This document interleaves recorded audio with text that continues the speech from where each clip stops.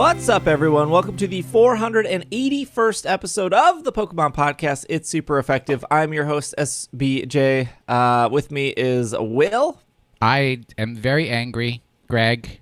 You didn't warn me that I have reached the point in my life where a friend of mine contacted me at 8:30 last night and said, "Hey, come over and let's watch Harry Potter." And I said, "It's 8:30 at night. Why would I leave my house?" It's just miserable. And why is this my fault? I've been telling you this for a while. You're ahead of me by 2 years. And I will go sometimes. I will occasionally leave my house at 9 p.m. Not often. I went, but I was like, oh, but you were tired and you regret it, don't you? 8:30. It's so late. I'm already in the house. Exactly. There are things out there, people out there that are nefarious. I literally showed up at his place, and I was like, you know what?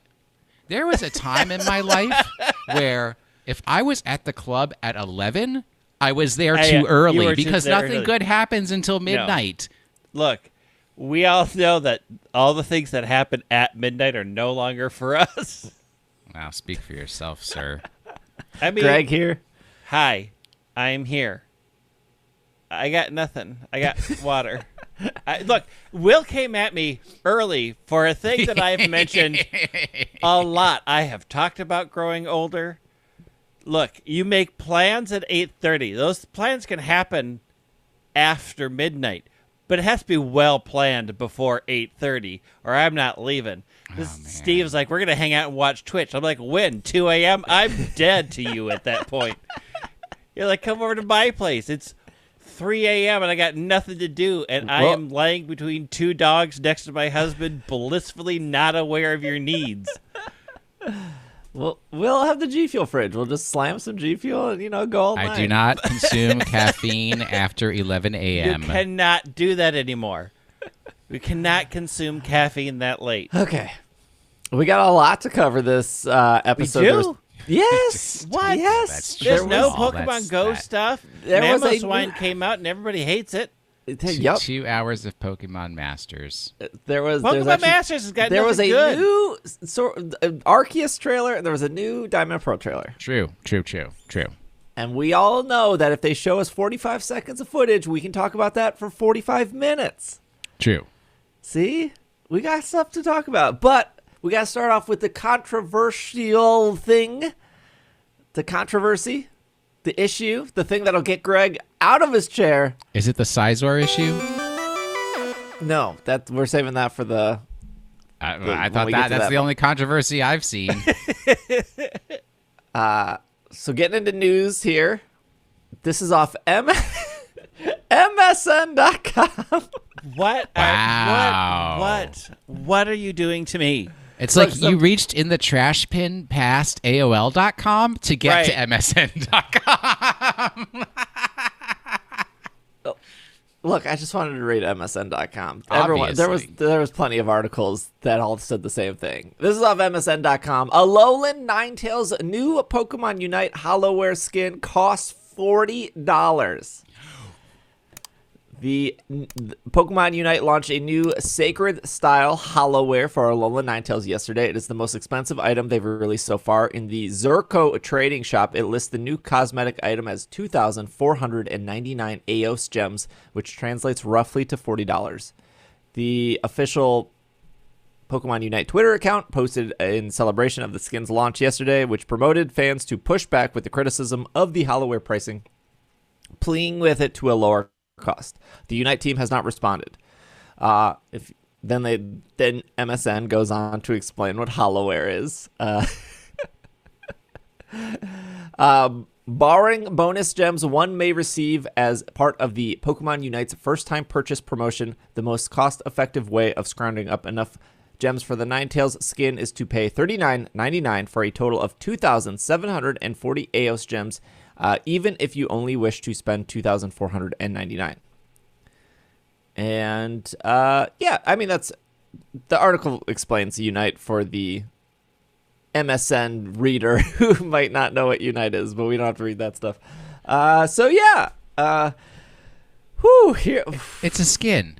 It is so ridiculous how much they price this for. It is unbelievable. I was like so excited that Ninetales was finally getting a outfit. Ninetales is your second most played, right? Yeah, my second most played, and it is. I'm done. I'm like, no, you're not. No, it's not. No. Wait for that $80 Mamoswine skin to come out. No, because Mamoswine isn't even good. Yeah, Mamoswine bad. Yet. Yeah, they got buff them. And a lot of people are like, oh, look, it finally got it. We're so excited that we also have the price tag. And we're like, for what? I mean, it does come with Vulpix, too. Are there any other skins that are that expensive? No. The most expensive thing up to this point was the Cramorant outfit, which was... Why did the skins have different costs? Exactly. Everything has really weird costs. Like, there's something that's like 101... yeah, I don't like it, but tickets, and it's like, why is it just not 100 tickets? The Cramorant skin was, it was 1,760 Aeos gems, which if you're just looking at the first time buying Aeos gems, that would be $20, but it's giving you 1,220 plus 1,220. So I think that Cramorant skin's closer to $25. The trainer outfit, but based off Cramorant. Yeah, and you can't change your hair color. Nope. Just like in the Here's Gengar the thing. astronaut thing, you can't change your hair color there either. It's stuck purple. The Gengar space outfit is cute and part of the Battle Pass. And the Battle Pass wasn't even $40. This is somewhat cute. It's the only option for Ninetales, and it's $40 for what? It doesn't even fly. It doesn't even give you a boost. It doesn't even like change the ice into something. It doesn't make butterflies come out. Nothing. I believe it does have a KO $40. animation. $40. Okay, so there are different. Do you get the trainer outfits with it? No, those are separate. Oh my word! I don't know how much those are. $50. Okay, so there are different types of. I'm not defending it. I'm just explaining the different types of skins that exist because there are different types of skins. So, the Cinder Ace, and the Talonflame Pilot, and then the Gengar are all the same as this Ninetales, which means that when you select the skin in the menu, there's like a animation that happens. There's like a little trailer. If you pick the Cinderace, he like looks through his eyeglass and then he swings on the boat and then he like kicks a ball. And for those 4 skins, the Ninetales, the Cinderace, the Gengar, and the Talonflame, all evolutions have outfits versus the Garchomp outfit, which he's like the detective outfit. The Gibble and the Gabite don't have anything. It's just the Garchomp. Dang. Same with the Blastoise. Blastoise has his bad vest on. Squirtle, Wartortle doesn't have anything. So these 4, I wish they just named them like Apex. It's like legendary, rare, common, uncommon. They don't really name them anything. If you can buy them, they are not rare or uncommon. Correct. If you can purchase them, and they're digital. They don't have a rarity. They are more fully fleshed out. They are animated. They cover the entire line, except the whole point is to not stay as Vulpix. 3 minutes into the I didn't say match, it was rare. If you I said are it was not legendary. Ninetales, Is there any? You're nothing. Are there any like loot boxes that include skins and stuff that this might fall out of? I mean, it could go into one of the battle passes later. It could go into a loot box. No, I'm just later. saying right now. Is there any loot mechanism that this could? So yeah, that's artificial rarity. I mean, I don't think they're saying. They're not saying it's rare. They're They're saying it's expensive. legendary. No. Well, legendary doesn't mean rare. Well, it's if you. Okay. This is wrong. Okay, we shouldn't get into the semantics of rare or not rare. Some of us collect the Pokemon trading card game where some of the rarest cards are worth like $2 and some of the not rarest cards are worth like $20 just because of That's what playability. all trading card games, yes. Yeah, that's all trading card games. I mean, trading card games, the rarity is based off of how many they technically made. $40 is a dinner. Rip off. It's like you could get 2 dinners at Raising Cane's for $40. And I have. If you've put 2 months into this game and haven't spent any money, and Ninetales is your favorite, I could see somebody being like, well, I'm going to continue playing Ninetales for another 4 months. Because $40 is close to the price of a full game. That's a lot. Yeah. Yes. Who has been playing this game for that long without putting any money into it? You know, that's a good question. I would. I haven't touched Unite in like 2 weeks. Well, no, that's not true. I installed it on my iPad and said, wait, it doesn't work with my Xbox controller. I'm out. So here's the question I want to pose. Because I bought the most expensive thing on day one, which was the Cramorant outfit. Yeah, and now it's just ripped apart and fallen to tatters, so cheaply made. How do you feel about that purchase? Would you spend $40 on your favorite Pokemon? Snorlax? No. Well, let's just say your favorite Pokemon was in the game. No. I just happened my favorite Pokemon was in the game. I just had this conversation with my hairdresser yesterday. That World of Warcraft killed my cosmetic purchase desire. Because when that game went south, I realized how much money I put into digital nothing that nobody but me cared about. And when I walk away from a bad game, when the game goes south, I've just literally gave them money for nothing. Like the closest thing for me is in Vanguard, there's always like an extra rarity for pretty much every card. And a lot of Vanguard players will max rarity their deck. And they're like literally spending $500 for a deck that if you do regular rarity costs about $85. And I'm like, you know what? For the 4 to 8 hours a week that I get to play Vanguard, the cards do exactly the same thing. Yeah. They work the same. If I happen to pull a secret parallel card, you know what? Fun. I'll put it in my deck. It's sparkly. It's really hard for me to read with my bifocal contacts, but still. But otherwise, no. It doesn't do anything except you could have given that money to charity. Look, there's lots of things in the world that don't do anything. I got a $100 metal Pokeball. It doesn't do anything. Yeah, you should be giving that money to charity. There's hungry people out there. Even if it was my favorite Pokemon, a $40 price tag would absolutely stop me. $40. 100%. I cannot come up with $15 for a mount in Final Fantasy XIV, a game I have been playing now. There are mounts that are 40, right? In Final Fantasy, Yeah, like the whale is 40, right? And I'm not. No, even that I can't even do the cheap ones because I can't. It doesn't matter. It does not make me happier.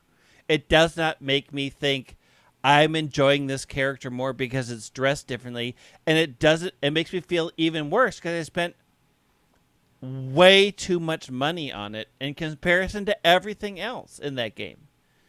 And like, I there's think, no reason for it to be this expensive. None. Part of the problem too, though, I think, Greg, which may be skewing us. I've got to take that perspective somewhat. Is that in 1984, $40 would have bought me 3 Optimus Primes. Yes, like the big good Transformers, not the little ones in the tiny packaging, but the big ones that came in the box. Yeah, that were made out of metal. $40 is real money. Yeah, it's. If it was $10, I'd be like, oh, okay, maybe, yeah. I really like Ninetales. It's only $10.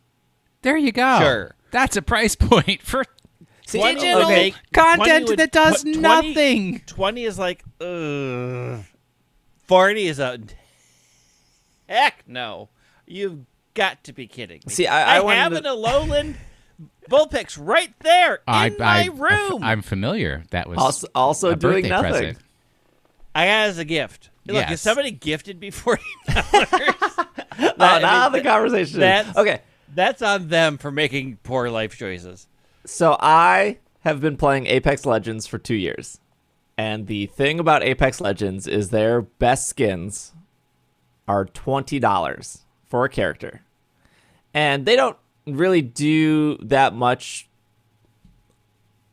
compared to anything else, right? Like there's your level 4 is your best one, your $20 skin, and then you have your level 3, which is usually like $10, and then you have your level 2, and no one's buying level 2 and level 1s because those are just you just never equip them. They're just garbage. They're just nothing. And the gun skins, like a gun that you might not even pick up in the match because it's a battle royale. You drop in, you pick up what you have. You could be dead before then. A gun skin for a gun that you can only see the front part of is also $20 in that game. And it has been $20 for legendary characters or legendary guns since day one. And people have complained every single day on the Apex subreddit. Sometimes you get enough of these people to log in at the same time, and it makes it to the top of the page of, wow, these things are too expensive. And it's been over 2 years, and Respawn has not changed their pricing. In fact, they've doubled down on some of that stuff, where originally a loot box in Apex Legends is $1.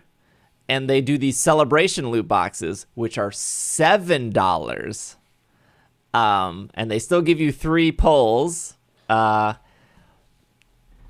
there are what are called heirlooms in that game. And during these celebration events, if you collect all the celebration items, you can get the heirloom. And the heirloom lets you cash in for all an heirloom is a character holding an item. So instead of running with no gun, they run with like a wrench, or they run with like a knife to like signify, they got the heirloom.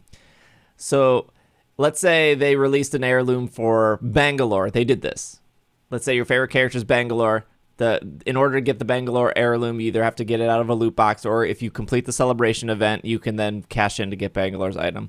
That was, I'm not exaggerating, it's about $200 to complete the celebration event, because the loot boxes are $7. You got to open the loot boxes, make sure you don't get doubles. And then you did it. You completed the celebration event. You spent $200. Now you have the Bangalore heirloom.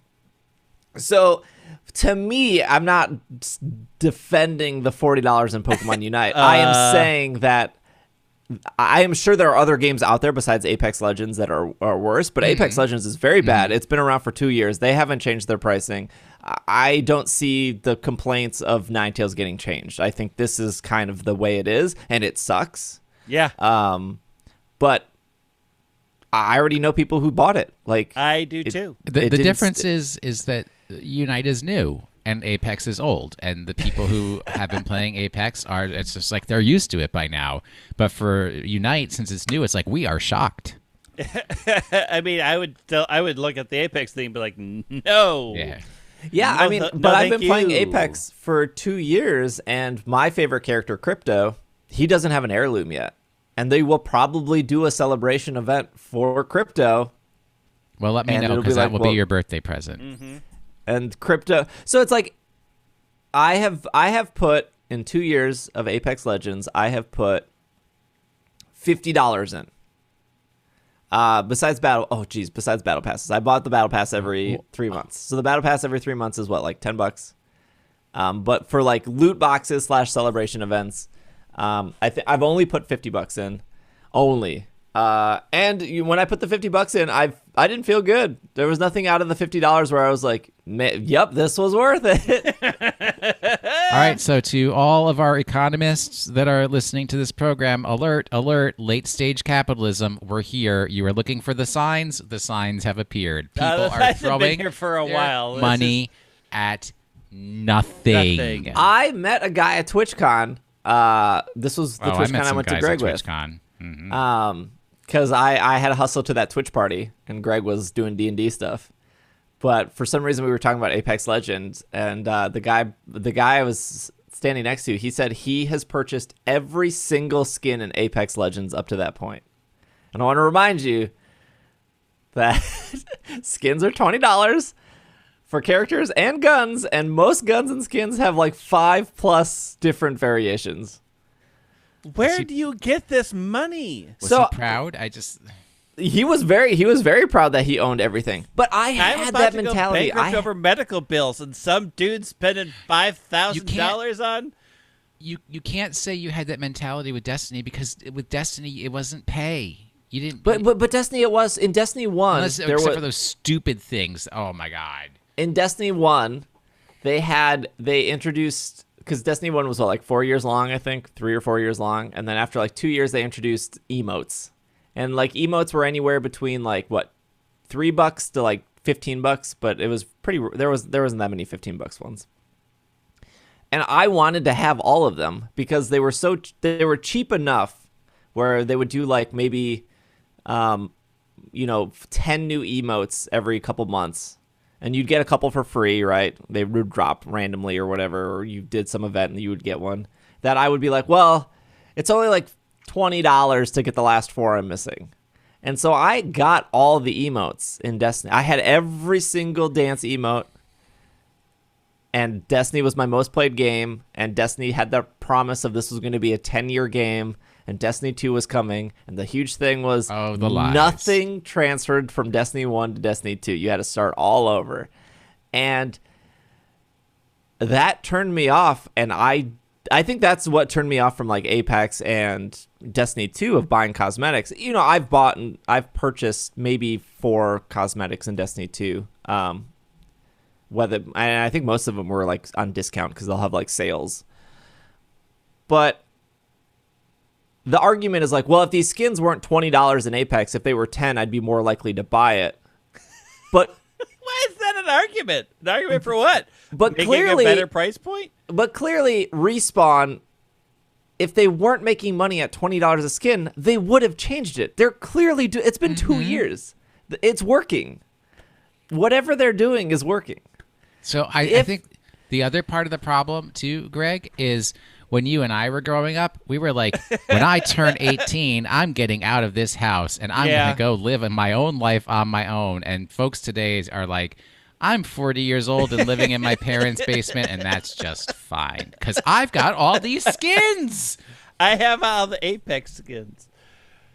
But this applies to things outside, like Will said with cards. Like I was the TCG player that I had all hollow energies. I had all hollow trainers. Look at the room you're in. You're a fool. I know. Money should never go to you. Good call. Valid. I'm just saying, if there's a $40 Crimorant skin, I'd probably buy it. We know, because you are a sucker. But I haven't even bought all the characters in Unite. I haven't either. I have zero desire to play Talonflame. I have zero desire to play Snorlax. I don't care about playing Pikachu. 5-year-old, you got 5 Pikachu years for free. Well, yeah, okay. I was just using an example. 5 years ago, I probably would have been that person that was like, well, I need to unlock all the characters because I need to have them all unlocked.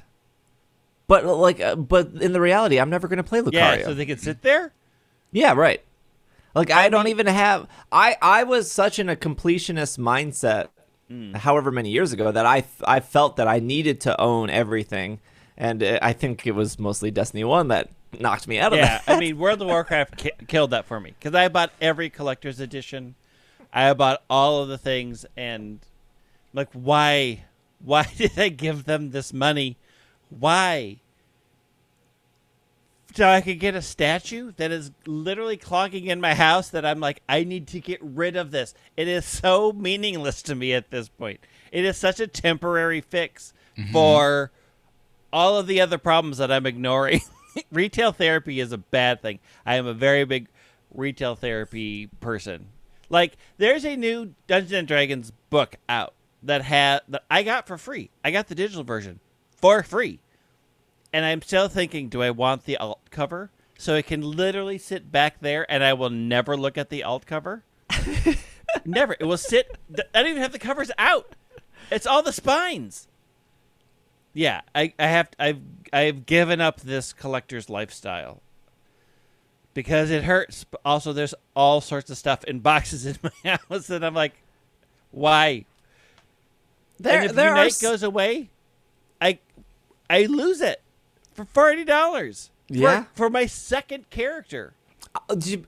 Not a good argument, but I would rather them have $40 skins that they're making money off of than to have the pay to win that they have right now. Oh yeah, if this was $40 and we're killing all the pay to win items, that would have been one thing. But they didn't. They added 3 new items.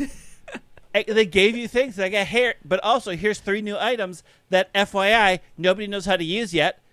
They probably made them real good. So guess what? Now you have to level these because it's completely changed the field. Also, here's a $40 skin. Also, here's a new character, Blastoise, super powerful. Here's Mamoswine, garbage. But Sylveon will probably be super garbage. powerful. Also, Sylveon comes out this week. Sylveon comes out this week. But also the probably thing super is, powerful. Like, I hate that this is the pricing structure of these free-to-play games, but the reality is we live in a world where games are free-to-play, and they're seasonal, and, like, every game has a battle pass, and I completely forgot that until we brought up Apex, that I have purchased every battle pass to Apex. And that is 8 seasons, $10 each or $8 each, however much a battle pass is in Apex. And these companies are releasing different things because eventually, even if you say, no, I'm not doing this, they will hook you with something. Or most people. I mean, they run the risk. It is not without its. If you're never going to buy risks. a $40 Ninetales skin, but they release 10 more $40 skins, I can't. Is that going to just suddenly push you away? You've already said no to the first one. For some people, yeah. I mean, there is a limit. There is a greed limit that people hit, and continual hits on the greed button will turn people away from your game. Like, the more they are barefaced about money, you do drive a segment of the people away who are like, if it was once or twice, but this is how you want to run your game, I do not want to support you. It is a risk.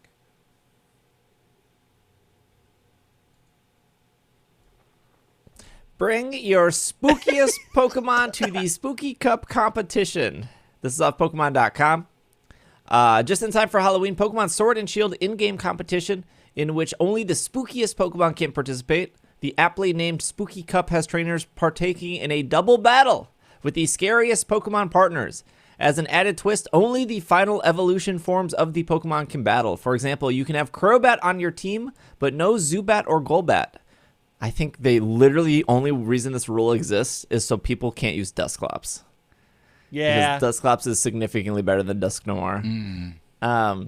Trainers who participate in at least one battle, regardless of whether they win or lose, will earn 50 battle points. Assemble your best team for the challenge. There's no spooky ball guy shirt? No spooky ball guy.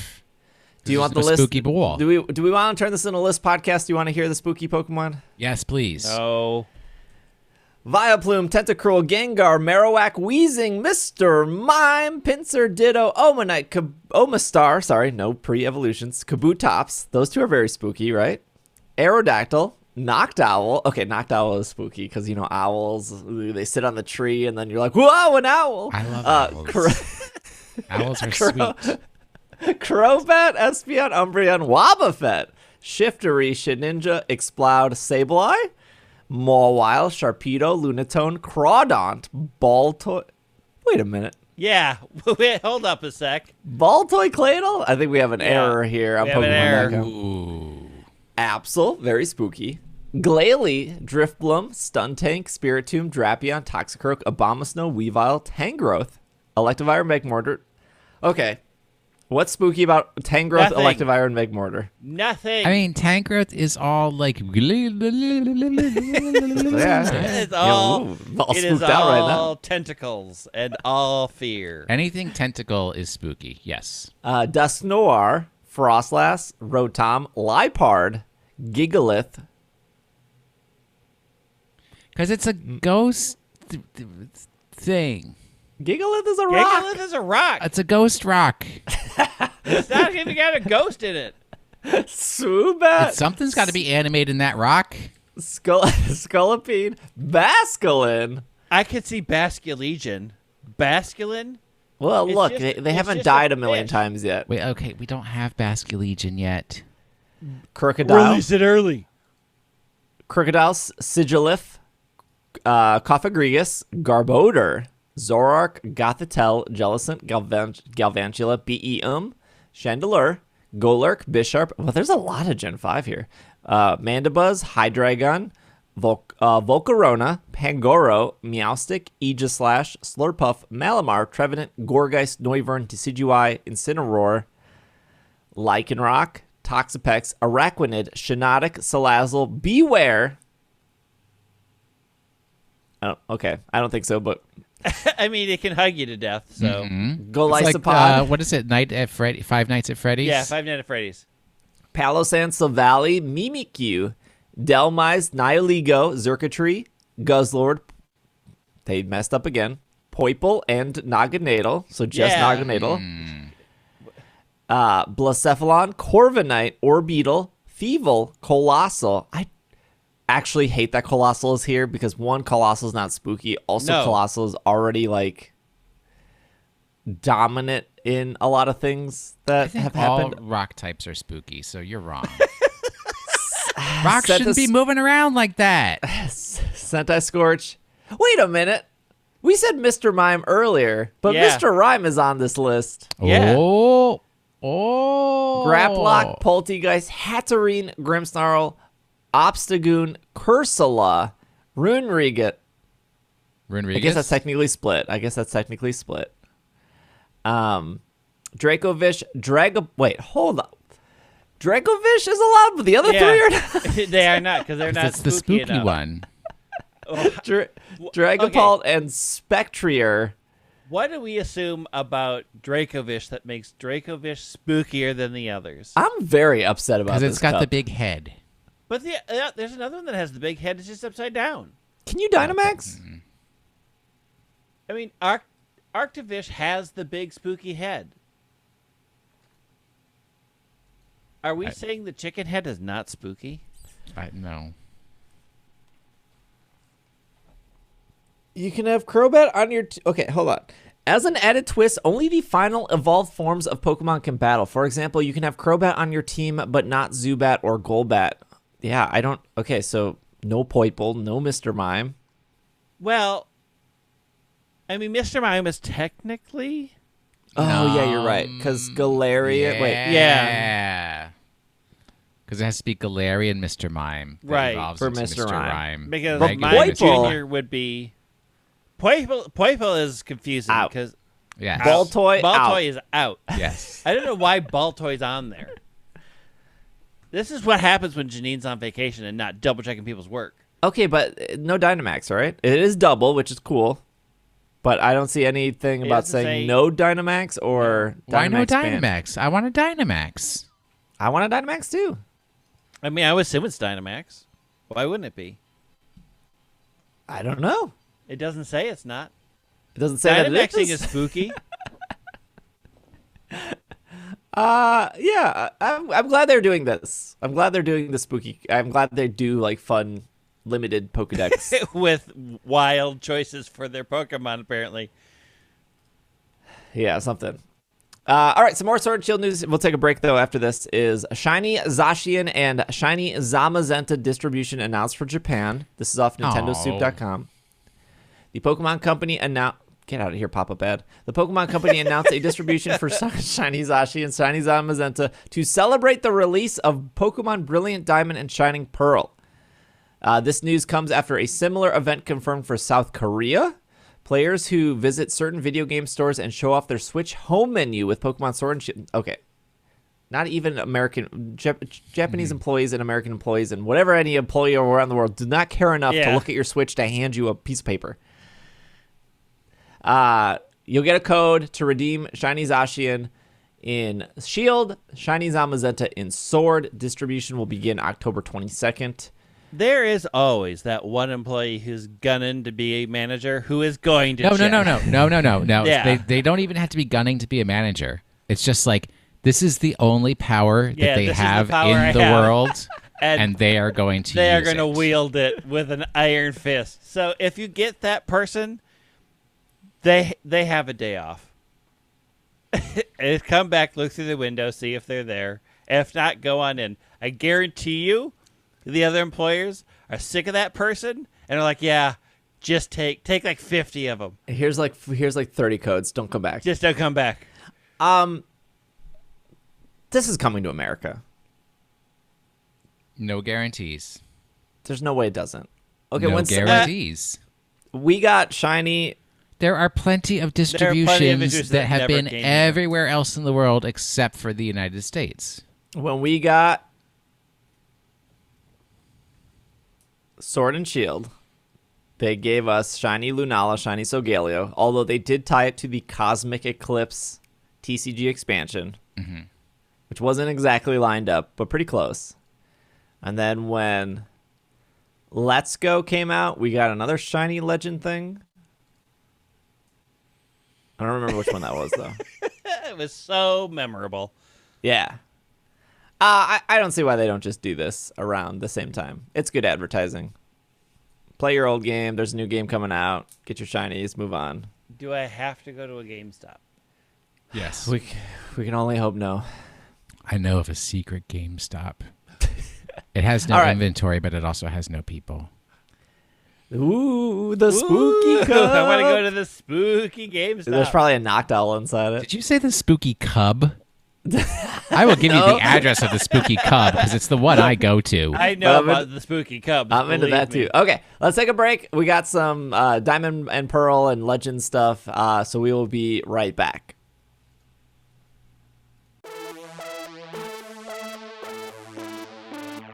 Hey, what do you guys think about pumpkin spice? Pumpkin spice. Pumpkin spice. Pumpkin spice frosted flakes. Pumpkin spice. Pumpkin spice mini wheat. Pumpkin spice. Pumpkin spice frosted flakes. Pumpkin spice. Pumpkin spice Pop Tarts. Pumpkin spice Coke. Get Ready for pumpkin spice Dr. Pepper. Nice. Pumpkin spice. Pumpkin spice frosted flakes. pumpkin spice. We got the peppermint mocha. And we are back from our break. Okay, before we get to the Diamond and Pearl stuff, I didn't think we had to talk about this on the show. Oh dear. So we don't. But when non-Pokemon people in my family are messaging me articles about this, Uh-oh. we have to talk about it. My mom didn't ask me about it. This is off. Nobody's asked me about it. This is off foodandwine.com. Oh, wow. We're just hitting all the top sites. Why? My mom used to subscribe to that magazine, too. Pokemon Oreos are listed on eBay for thousands of dollars. Look, we have covered this. Do not buy sketchy cookies from eBay. True. No need to go further. It is a false. It's false. It's fake. Don't do it. Just let it go. Do not order any food items from eBay. No, gross. Ever. Also, do not buy medications off of eBay. Yeah, don't buy medications off eBay. Don't buy cookies off of eBay. Just Extra buy them at your rare grocery store. Mew chewable vitamins. No. And No. buy them and do what I did. Eat the Mew. Just eat it. It tastes just like every other Pokemon Oreo.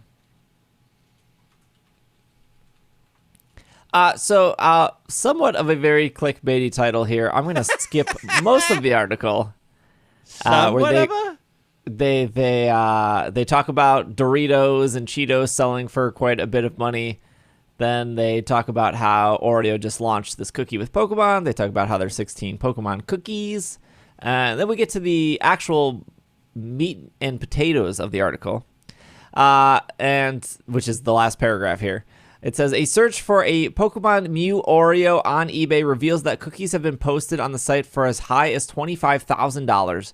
Though anyone can put up something on sale for eBay, the tricky part is actually selling it. but a quick peek into sold listings reveal that the $25,000 is an outlandish price, and cookies do appear to be getting snatched up at a premium.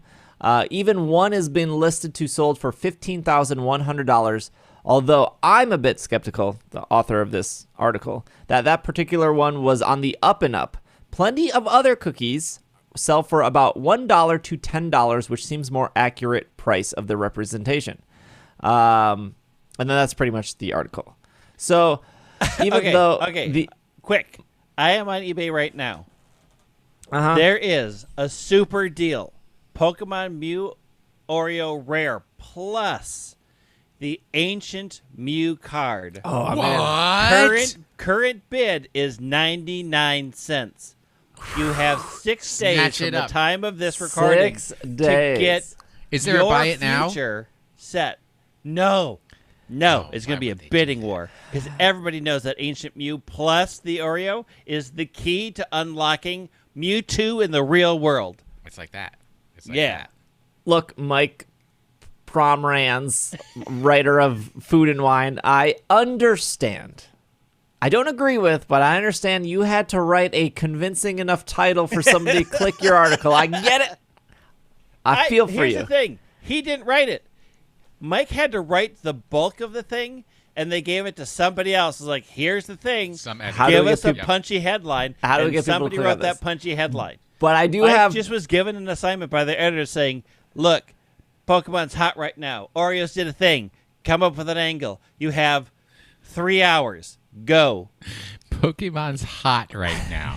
Oh my but I will goodness. give Mike credit because he clearly understood eBay and understood the people this is the problem with society. The actual issue is people just read a headline and then they assume that wow, these cookies are selling for $10,000 when at least in this article it does actually say that no, these cookies are selling between $1 and $10. Well, I'll say this again. We've said this on the show. Just because something's sold on eBay for a price doesn't actually mean that somebody bought it. Right. There was one time in my Twitch stream where somebody said you can't bid on eBay because if you don't pay, they'll sue you. No, that's not how eBay works. There is no obligation for you to pay anything. The worst thing that can happen is eBay bans your account. There's no... the eBay police are not kicking down your door because you spent $50 on an Ancient Mew on eBay and you didn't pay the person you bought it from. There is no eBay police. FYI, there's no eBay police. You could spend $10,000 on a cookie and not pay just because you were like, this was funny. Well, no. So you're not spending $10,000. You could get the winning $10,000 bid and then just not finalize the transaction. Correct. Right. And you'll You get just a bad ghost it. star on eBay, and then they'll ban your account, and then 30 days later you can make a new account, and it's fine. It's all fine. It's the amount of people that don't understand how eBay, I can just tell that somebody's never bought anything on eBay because they have these outlandish things. It's like the people that are like, well, I can't buy an original Jungle Booster pack on eBay. What if it's a scam? Yeah, the dude with 40,000 items sold on eBay is gonna sell. No, his entire livelihood is built on this website. The last thing he wants to do is get his eBay account flagged. There's so much dedication to somebody who has thousands of transactions on eBay. They are in it for the long haul. The thing that kills me, actually, I don't know if you saw this, are the card scams on Amazon. Oh, yeah. Where you buy sealed product from Amazon, and it's basically somebody bought it, Yeah. opened it, took all the good cards, Yep. Oh, yeah. resealed it, Yeah. and then did it as a return to Amazon. So Amazon's like, oh, it's a return. They didn't use it, so we can just sell it Yeah. again. Yeah, that's bad. the real scam. That's That the is scam so right there. scary to me. That's so that can sketchy. exist on eBay, but that's not going to exist on eBay from a verified Well, $20,000 yeah, seller. exactly. Right. Yeah. On Amazon, it's the Wild West over there. Amazon don't care. Those they got their Amazon money. employees are not getting paid enough to check to see if something's been They're all tampered with. they're all working for $2 while they're watching their super chief fly into space. What do they care about their product or their customers? So even that, though, an Oreo sold for $15,100, I agree with, what was his name, Mike? Mike. There's no proof that actually went No. through. Like, why would one person pay $15,000 when you can see hundreds of, well, not hundreds, but maybe like 20, 30, 40, 50 completed auctions of a cookie selling for like $6? Didn't even come with an Ancient Mew. It didn't come with an HMU. So why would you pay that kind of money? Anyways, to all my family and friends who don't listen to this program, stop sending me these articles about cookies selling for $10,000. It's not true. See, this is why nobody in my family does this to me, because they aren't ready for the blistering response. They're like, I'm sure he knows about it. Off Pokemon.com, encounter Alola regions, Rowlet, Litten, Popplio, and Max Raid battles. This was really cool. It's over. It's over. Zero heads up, like always. It's infuriating. This was the first time you would be able to catch Rowlet, Litten, and Popplio in anything other than a Pokeball, because there was no way to catch them before. Possibly shiny, and with hidden abilities. What? There was no increased shiny for this. No. Yeah. It's possible. I've seen it. Anything is possible. I saw it. They could be shiny. They also, since I spent literally all weekend trying to get the hidden abilities and luxury balls, I now have a set of all three in luxury Why would you balls. need hidden ability? You already have a hidden ability. Just put that one in the thing with the luxury ball and then breed it down. Because I needed something to do this weekend. Oh, buddy. I had stuff we could have been doing. Look, I had stuff I was doing Friday that I didn't night- want to be doing. Friday night, I was out at Magic. It was a great time, but my body said, guess what? You just had surgery and you are staying home on Saturday because you're wrecked. And what did I do with my time? I hunted Alolan Starters and Raid Dens. Hey, it was a cool event. It was. Very short, no heads up. A little frustrating on that end. Again, I'll say this every time. It's one of the things Niantic does better than Game Freak is at least they give us like 2 weeks heads up for these events. At least we knew about Duskull Community Day a month ago.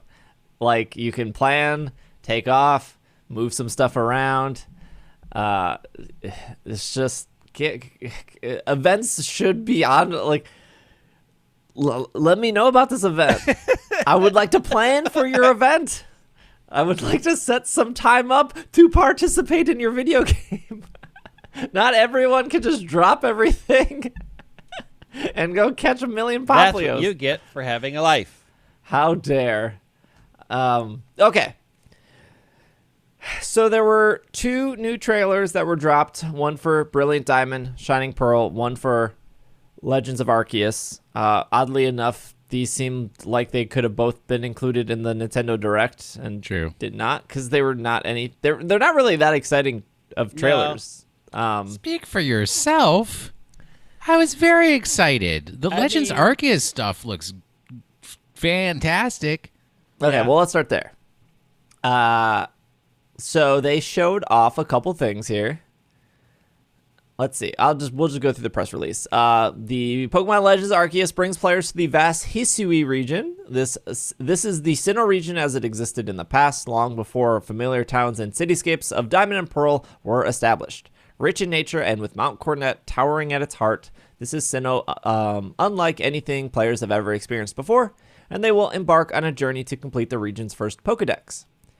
And so the first bullet point here is your ARC phone will be your guide. Early. Okay. This is where I went off the rails. I've been off the rails ever since this was put out. They're very advanced. Okay.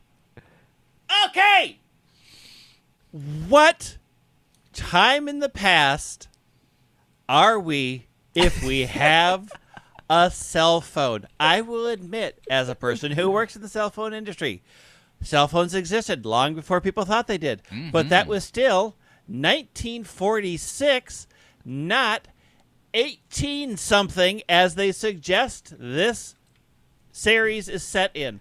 Unless I can this answer this. series is in 1940 and the Pokemon games of modern are like the year 3000 and we've been playing Greg. in the future. I can answer this. Hoopa opened a ring. No! Through It the can't- cell phone, through the ring. It cannot always be Hoopa. Hoopa It is always Hoopa. It is always Hoopa. It cannot be the catch-all. If you wrote a story and said Hoopa did it, you would be raked over the coals. Also, if we've never been in this town before, who built the cell towers to make your phone work? Who put in the infrastructure? There's no satellites. How's your phone working? All right, I got an answer for this. And the Rotom phone had Rotom in it. Does the Arceus phone have Arceus in it? I have an answer for this. You don't. You have They made built up the garbage. satellites, and then Hoopa opened the ring, and they pushed the satellites through the ring, and now Who it's did here. this? Is this a Team Galactic plot? They're like, let's pollute the past with technology. Early on your This is such adventure, garbage. What year is it? players will get a device called the Arc Phone. Its distinctive appearance might lead one to suspect it somehow has a connection to the mythical Pokemon Arceus. This And device time. seems to have some certain sort of strange power, and it will help players on their journey. Okay. I'll say it has a strange power. It's connected to a cell service that doesn't exist. It's got a Rotom in it. It doesn't. It's the Arceus phone. Special Pokemon with mysterious powers. During their expeditions, players may run into Pokemon that are larger than normal and have glowing red eyes. These are known as Alpha Pokemon. They are stronger than their regular counterparts, and they will be quite aggressive in chasing down and attacking players that stray too close. There are also special Pokemon in the Hisui region that have received some sort of mysterious blessing. Some of these Pokemon are particularly powerful and have been come to known as nobles, while others said they are willing to assist the people in the region. Each of these Pokemon seem to hold a power not held by regular Pokemon. People known as wardens are tasked with looking after these Pokemon by performing duties such as making sure nobles' territories remained unviolated or providing offerings of food and water. These Pokemon nobles are revered by the people in the region, but some strange phenomenon is now causing them to suddenly fly into a frenzy. The causes for the incidents is still shrouded in mystery. Once frenzied, these Pokemon are incredibly difficult to rein in, which forces the people of the Hisui region to turn to the Galaxy Expedition Team for help. As part of the Survey Corps, you will be called upon to quell the frenzy of nobles. Sounds Okay. like a Monster Hunter Pokemon crossover to me. So then they introduced Cleaver, the Axe Pokemon, Bug Rock type. Special minerals found in the Hisui region cause Scyther to evolve into this Pokemon. There you go. That at least makes sense, Greg. Part of its body have been hardened to stone. The stone also gets chipped during fierce battle. And Cleaver that have survived many battles will display large chips across their body. It is said that the people in the Hisui region use pieces of stone to craft tools. So we have some answers there. Yeah, apparently one of the pieces of stone is to make a cell tower. Is it Cleaver or Cleavor? I'm not sure. They don't say it out loud. Yeah, they haven't said it out loud. It looks like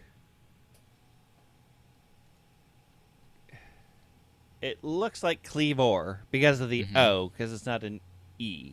Yeah, But I don't know. The Who way knows? you say scissor is scissor, like a pair of scissors, but Right. some people say sizor, but it's supposed to be like a pair of. I don't know. We'll wait until the anime, I guess. Okay, so let's back up here. So we have two different things. We have noble Pokemon, and then we have alpha Pokemon. So we've seen alpha Pokemon. There was like an alpha Ursaring and an alpha Luxray, I think, in the original trailer. I know some people maybe speculated that it could be like shadow Pokemon because their eyes were red or something. And then the noble Pokemon kind of seem like boss battles, I guess. Kind of, yeah. yeah. I mean, it's what's replacing trials, right? Yeah, The gyms. It Yeah. seems like the gym/trial system of Yeah. go here, Cleaver seems like the first one. It seems like the first one because the only thing I really learned from this trailer is Oshawott doesn't evolve until 17. Yeah. Because the Oshawott was 16 in the trailer and the Cleaver was 18. And I was like, wait, why isn't this Oshawott evolved yet? And I was like, oh. Maybe they chose not to evolve it because Yeah, it's no, I real said no. cute. Duat is at 17, Will. But you hit B. He was only at 16, though. He wasn't there yet. Oh. He wasn't Here's there the yet. thing. Can we, as a society, stop using alpha since that came from the alpha wolf thing, and it turns out that science paper was complete garbage? No, That's I not mean, real. alpha is just the first letter of the Greek alphabet. Yeah, it's but the like, first. Alpha It's the is first automatic- squad to everybody's like, die, oh, and then it's Beta super- squad has to come in. It's super angry, and they're super protective. That's not what alpha is. It's just the first letter. It's the first one. The I mean, whole a lot- alpha wolf thing is garbage. A lot of people just use it to mean like the top. What about the alpha lion? Because they use it for gorillas and everything too. They just like any kind of a pack. Yeah, it thing. was They based always off use the the wolf alpha. thing, and the wolf thing was wrong. Yeah, but it's become common parlance now. So it's Yeah, not but gonna it stop. shouldn't be. Excise it from society. Okay, so we open up Hoopa, go back in time, Uh-huh. get It's rid of the alpha. steampunk. It's steampunk. It's okay. How do we feel about Cleaver? He's okay. I like Split Evolution. I'm glad they didn't completely. Yeah. I actually really kind of like the design. It's very feudal looking, which I kind of like. Like, even though we're apparently in the 1980s when cell phones were plentiful, I do think it's a very cool design. I think it fits the Scyther line. Like, I think it doesn't look like, when Duat goes to Samurott and you're like, what? I think it's a really good, cool looking design. I'm not overly thrilled about the bug rock type, but whatever. Well, because since Sizor is bug steel and they Yeah. don't have steel, that's why it has to be rock. I'm sure they have steel. But it's not They as much. made a phone. That's made with precious metals, not steel. It also seems like this is, your first or second boss battle. I don't know if I like the word boss battle, but that's what it seems like it is. And It then feels like the first, right? Like, it I feels mean, it has like around a 16. a health, like a 4-part health bar above it. Yeah. It seems very much like maybe its moves or something changes when it gets to the halfway or 1/3 the way. This is a very common video game trope. They have different levels of like they do their moveset changes halfway through. Otherwise, it would be a very boring battle or whatnot. And at some point, you have to throw a pouch of something at it because they really made sure to zoom in on that pouch. as Yeah, it's being that bounced pouch. in the air. So maybe this is the answer to there's no gyms, but there will be these nobles, and you got to Right. do the nobles. I'm sure. I would wager to guess there would be optional nobles that you don't have to do. Some might be harder than others. Why would there be optional ones? It's like a very like Final Fantasy / Yeah. That's a JRPG very thing where there's JRPG like thing. there's a couple that are stranded somewhere that are completely optional. I would say like the alpha Pokemon are the optionals, but the nobles you have to do. Yeah, that could be. Yeah.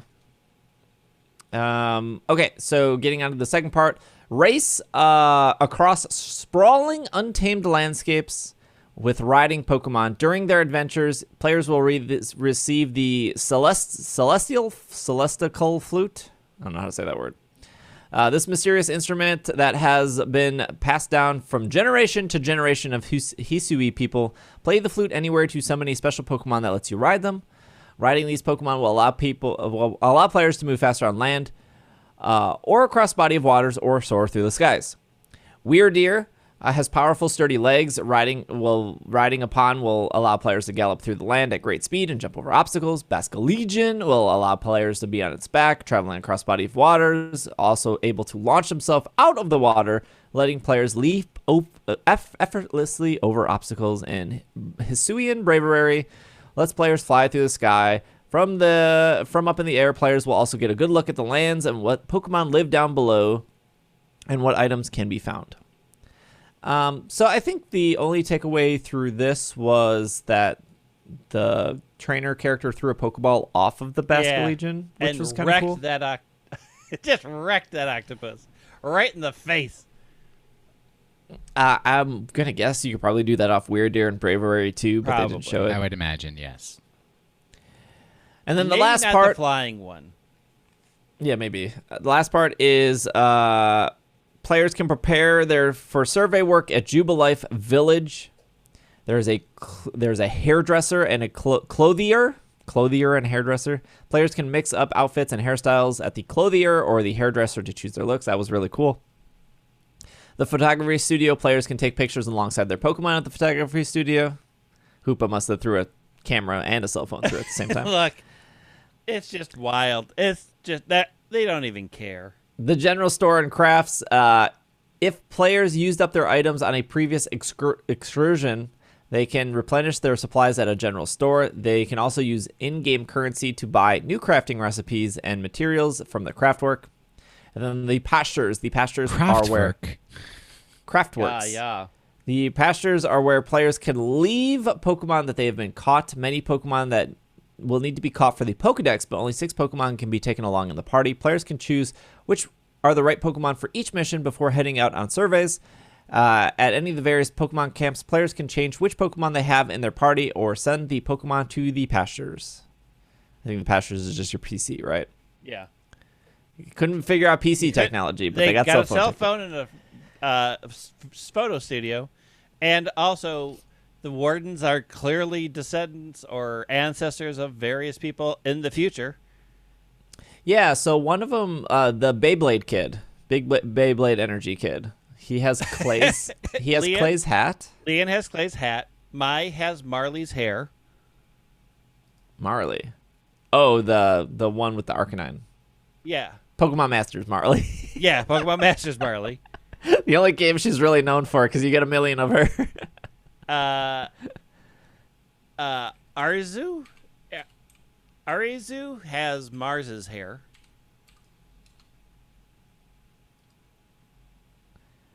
Yeah, this... I don't really know who Iscan looks They're like. pretty... The Pokemon Company, Game Freak, whoever is in charge of this stuff, they're pretty good at, like... leaving out a lot of stuff. Well, you've got to interpret the signs. Yeah. Look at the patterns. I'm going to say it again. These graphics are bad. Okay, look at I'm not engaging in this conversation. Nope. the thing that throws it off for me is the screenshot of the Munchlax with the Marley hair and how her tights just look so awful. Like the Munchlax looks pretty good. The sky looks great. The ground texture still looks bad. The trees still look bad. That's fine. But man, like her tights, like they're just so pixelated and like static. Like it's like they applied the JPEG, but they should have implied a properly PNG. scaling PNG. Yeah, it's like they just messed up the file format. Her hair, her face looks great. Like, if you look at her head and her hair and the lighting on her hair, that all looks great. And then the more you go down her body and you get to her, like, legs and, like, the bottom of her dress, you're just, like, what happened there? Why does that look so bad? I don't know. I'm being very All right, picky. male gaze. Maybe stop going down her body. Yeah. Just look her in the eyes like you should and stay there because the rest of it isn't for you, Steve. My mistake. Cleaver looks good. Cleaver looks great. The outfits look cool that you can dress up in. Yeah, the Yes. outfits look really, really great. I'm very happy with the character customization. Customization is Yeah, there's a Badu Rosalia outfit already, and I'm into it. That's all I'm going to wear. Okay, the Beyblade Energy Kid. He's standing in front of a giant tree. Yep. That looks great. Very happy with this screenshot. Tree looks good. He looks good. Shadows look great. The trees behind that looks great. This game is so Not finished? Yeah, not finished. Who would have guessed? Yeah, but then so you go from Beyblade Energy in front of the tree, and then you go to the screenshot where the Bravery's in the sky, you're flying, and you see 2 lakes, and it looks awful. The water looks awful. The ground looks awful. The world is completely empty. You can see 2 Badoos, and then you can see like 1 giant crystal rock over to the right-hand side. Obviously, you can go mine that crystal rock. This looks terrible. This looks awful. It's as if it's not done yet. Okay, we said that about not engaging. No, this is it. To me, it looks beautiful. We said this about Sword and Shield, and Sword and Shield shipped pretty much exactly like it looked. The wild area looked bad in all those trailers, and the wild area continued to look bad when it arrived. I know that they can do cities looking good. They proved that in Sword and Shield. Most, like the fairy town in Sword and Shield looks fantastic. It is this open world stuff that they have been clearly unable to figure out how to do it right. I think those lakes look fine. That water texture looks awful. Stop. No, it's because I of don't even know which the way the picture you're sun looking is. at. It's 28. Screenshot 28, yeah. It's probably the worst screenshot out of all of them.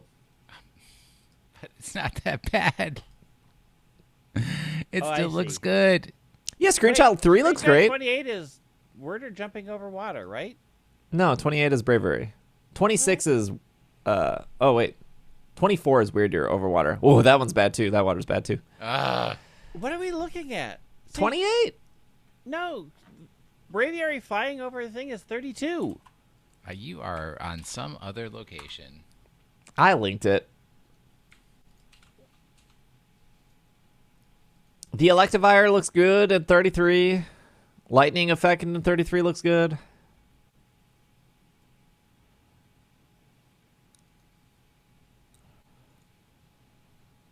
It's all good. It's all good. How are we? I'm on the same page, and it has different numbers on my other page. That doesn't make sense. I don't know what's happening over there for you. I'm on this. What? It's the same press release, but the numbers are different. This is garbage. It's fine. Yeah, I mean, like, yeah, at the end of the day, it's fine. I played through all of Sun and Moon and all of X and Y on a 3DS. The graphics, obviously, not the number one thing on the no one's buying the 3DS for graphics. But I do think that Let's Go Pikachu, Let's Go Eevee looked better than this. And I understand it was a smaller game. You know, they were redoing Kanto, but that game was vibrant. That game had great lines. Maybe I don't know anything about game development. I don't know how hard or simple the back end of that was.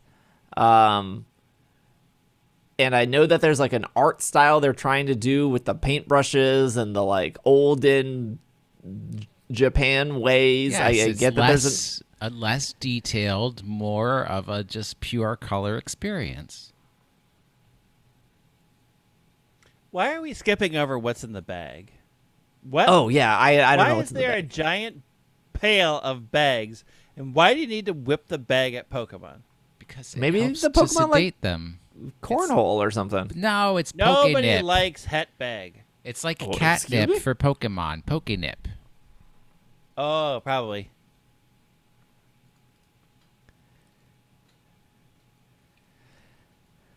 Okay, before we go to Diamond and Pearl, Mr. Joe from MrSaraby.net tweeted, I don't think this game is open world anymore. Well, and there you go. Well, define open world. That is the definition. I believe not in these screenshots we're looking at here, but in the Japanese website, they had more map pictures, and it's very clear that the map is broken out into sections.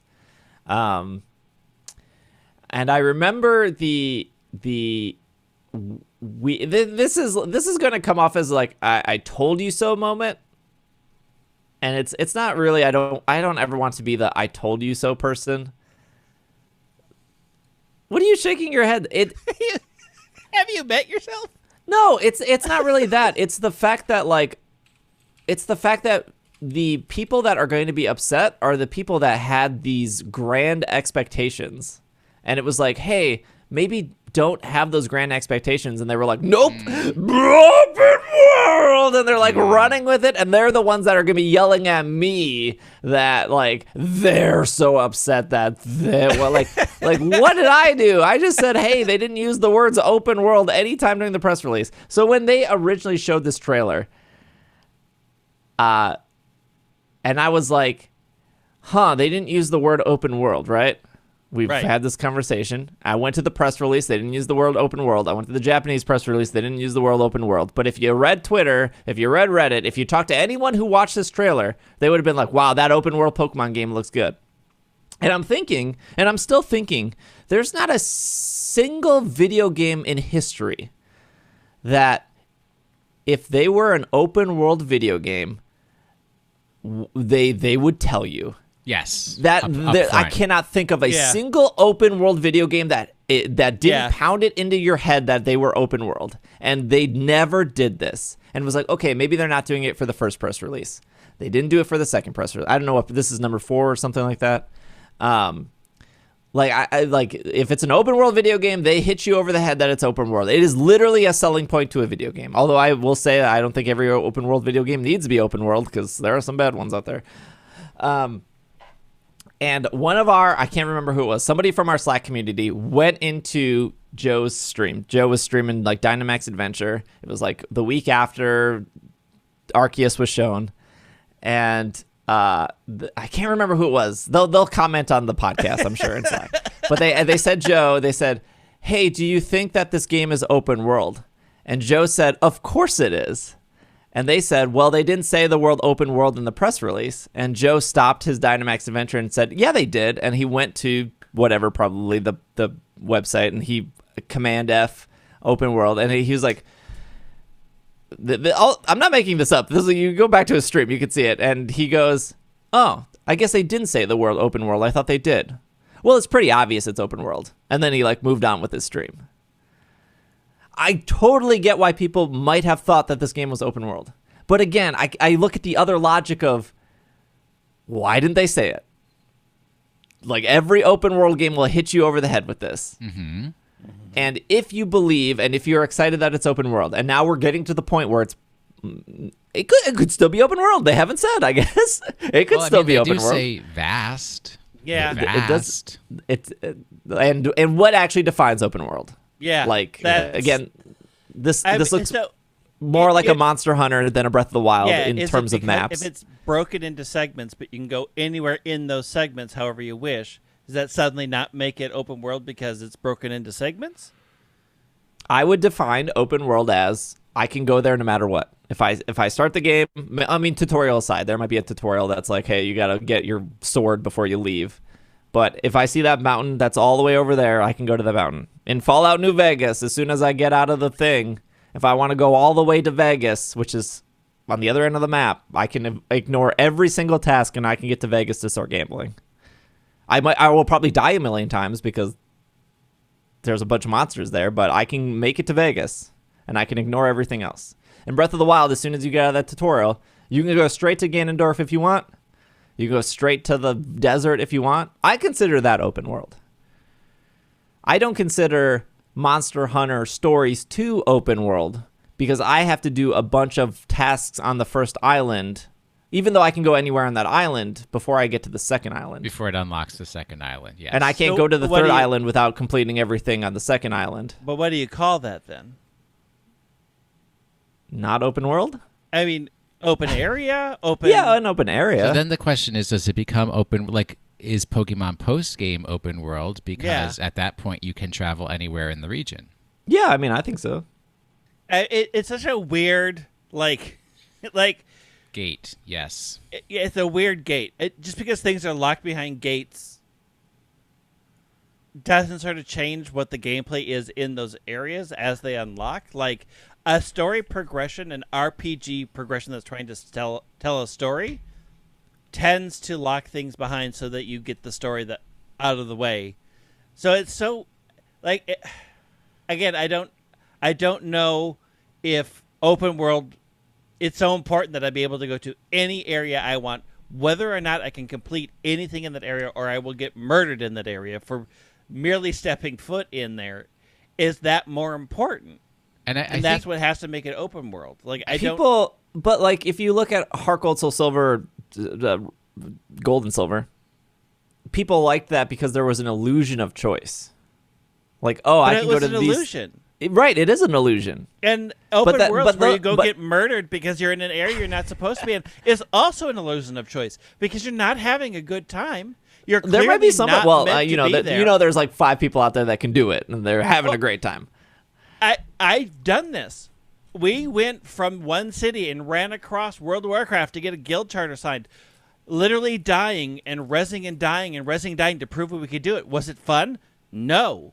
You could do it though. Absolutely awful? Absolutely. Did it ruin that game at the start? Sure did. But boy, I could tell one person, we did this, and they go, wow, why? And I had no answer. So I think that a lot of the issue here is that the kinds of games that were very clearly not open world are not made or played as much anymore. So if you think of like Doom is not open world. You start at a spawn point. You have to get to the exit. You have no choices where you go from there. And the fact that there is so much more choice in how games go anymore, and also in the post game, right? You can go anywhere, so that basically does become open world. You can't like walk off the side of the map. Yeah, it's like it's not infinite. It's become such a watered down concept. Where like was the original Zelda open world because you had your rectangle, you could go north, south, east, west. Yeah, you go wherever you want. You could go wherever you wanted.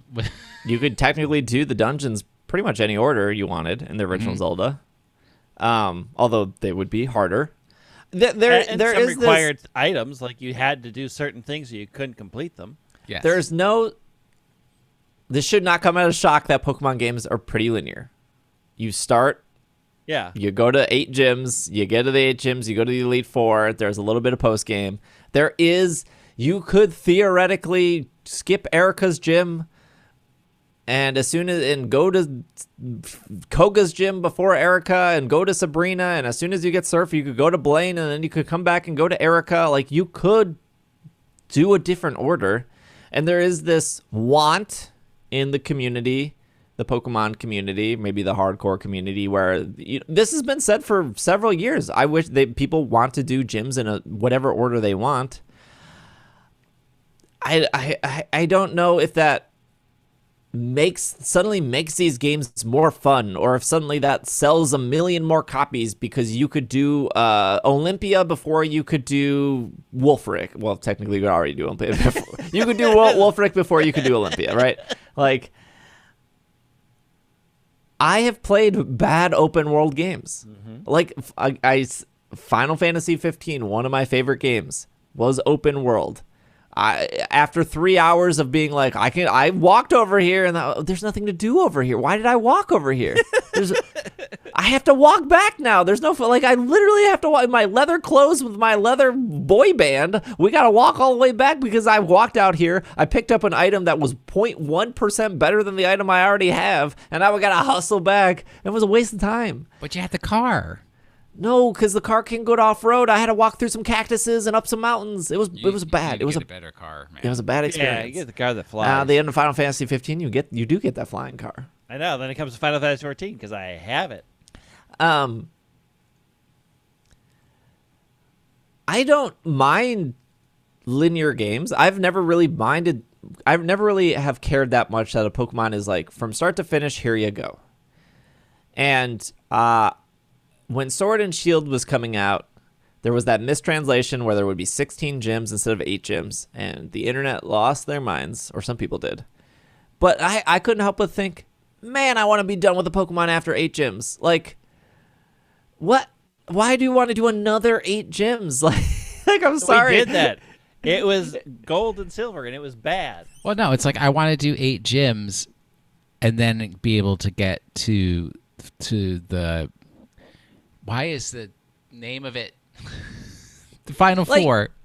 Right? The Elite Four. I want to, like, not that I have to do 16 gyms to get to Elite Four, but I get to pick which 8 that I do out of the 16 that are available. That's what people want. Yeah, maybe, but a gym is still a gym. And it's very similar to what, like, Isle of Armor was, right? You pick either water or dark, and then the other one is closed off to you. Yeah, and I guess it adds replayability. I feel like there's just this, like, just because a book is longer doesn't mean the book is suddenly better. Just because a TV show keeps going for seasons doesn't mean that it keeps getting better. It's not about length. The thing for open world is people want it to be their story, right? They don't want to be playing a story written by somebody else. They want to believe that this is their story that they are experiencing as they play the game. And the less open it is for decisions for you to make, then the less of your story that it is. Then don't play RPGs that somebody else had to program. Let's go into I don't tabletop know, but RPGs. You can have that experience with your friends at the table. The amount of customization for your character in Legends, the fact that you can, like, I know people when they were first got to experience the wild area, they were like, I'm going to spend 100 hours in the wild area because this is all I ever want to do in Pokemon is to run around and catch Pokemon, and they were perfectly happy. Yeah. And to them, that's open world enough. Yeah, I think I have spent hundreds of hours in the Isle of Armor and the Crown Tundra. And there are some things to do, and I think that those games were really good attempts that Game Freak did. Like, I do think the Crown Tundra and the Isle of Armor, I think the Isle of Armor is better, but I think it blows away the original wild area. There were more things to do. There were things to come back to every day to explore or to pick up items. I think they were great expansions, and I would assume that Legends would be more of that, where the areas are as big as the Crown Tundra or the Isle of Armor, but there are 4 of the areas or 5 of the areas, and you have to, there might be a loading screen in between or a flying screen in between. And I think that's cool. I think that's fine. I think that, like, if your choice is open world and there's nothing to do in this open world, or we're going to make it more linear, but it's going to feel like you're always doing something because we're pushing you forward, I'm going to take the linear experience because I don't want a giant, big, empty open world that there's nothing to do. And if there is something to do the first time, is there something to do when I come back to it? And I think that's where the Crown Tundra failed. Once you did the birds, once you caught the Legends, once you caught the Reggies, the Crown Tundra wasn't as fun to explore compared to the Isle of Armor. Isle of Armor was mostly to, like, pick up, like, competitive stuff, and it was just a little bit better in, like, dailies. And then the only thing you end up doing in Crown Tundra is sit in that cave for Dynamax Adventures, which is great. Dynamax Adventures is cool, but, like, Crown Tundra was just, like, it had more things to do in the world, but once you did those things, there was nothing else to do. And so when I'm looking at these screenshots of Arceus, and I'm like, we're flying over on a Braviary, and there's 3 Badoos and a rock, I'm worried. Like, like, I get that we're 5 months away from the game. They're still got to add the polish. But also, are they going to add, like, 4 more Pokemon next to those Badoos? Is it only going to be a run rock? Like, what else are we doing here? Because once I catch, like... I mean, we don't know what... They're real good at taking highly curated shots so they don't give away secrets. Mm-hmm. So they don't give away what other Pokemon might be in the area. Like, they are notorious for taking bad shots to keep secrets. So I can't make that call yet because I don't know, like... what frame they decided to steal this from, where it's like, okay, perfect. They know Beedus in the game and they see nothing else. Take that moment.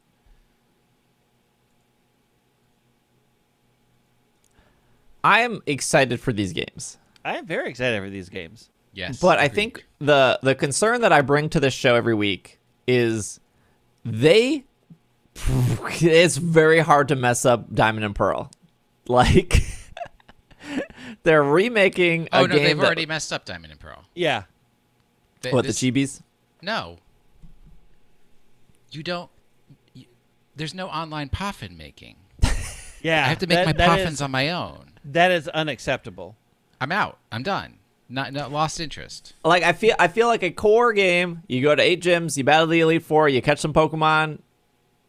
Like, I feel like that formula is pretty hard to mess up. And there might be somebody that was like, well, they messed up X and Y, or they messed up Black and White. Like, yeah, maybe that's maybe Pokemon preference or world preference, but like the core formula, catch some Pokemon, battle some gym leaders, complain the game is too easy because you've already played 40 versions of these, and then see credits. Like, that formula works. Mm-hmm. There's no reason they stray from it. They're straying from it here, although this isn't like a Gen 9 or a Gen 10. This is whatever Let's Go Pikachu, Let's Go Eevee was, or whatever weird experiment they want to do. I'm good with that. Props to developers for wanting to try something new. Big risk. I want it to succeed. But I already complained about everything. Screenshots, all right, there you graphics. Go. All right. I'm just saying, like, I do want it to do well. The open world stuff was never make or break for me. I am in an unfortunate position sometimes to be a Twitch streamer, and I am waiting for all those people to come in and complain that the reason this game sucks because it wasn't open world and because they had that But expectation. that's your life choice. That is Like, my life choice, You invite 100%. them in and say, come complain to me, but please sub to me first. But my argument back to them would be like, do you really think you would have more enjoyment if you could go battle Blissey before you battle Cleaver? Was that really what was going to make your $60 feel super worth it? I don't know. Like, again, do you think that battling Wolfric before Olympia and X and Y, do you like, wow, this game got significantly better because I saw Avalugg before I don't even know what Olympia uses. Miss Magius? I don't know what. Meowstick. Yeah, Oh, Meowstick. Some Pokemon fan. I want the game to be good. Some fan I am. All right. Well, let's take a break. Then we'll do Diamond and Pearl, which I think was more exciting. And then we'll do our question of the week, Pokemon of the week, and we'll be right back.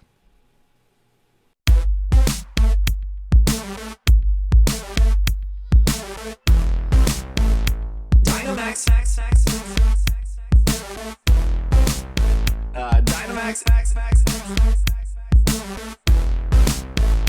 Dynamax. A Dynamax band. Did you see the things with the battling? Dynamax? The giant Pokeballs. And I said, yes, that is Dynamax. With the giant Mons. And then I say, that is Dynamax. Giant Mons. And then I say, Dynamax. Dynamax. Dynamax. Dynamax. Dynamax. It's called the Dynamax. It's called the Dynamax.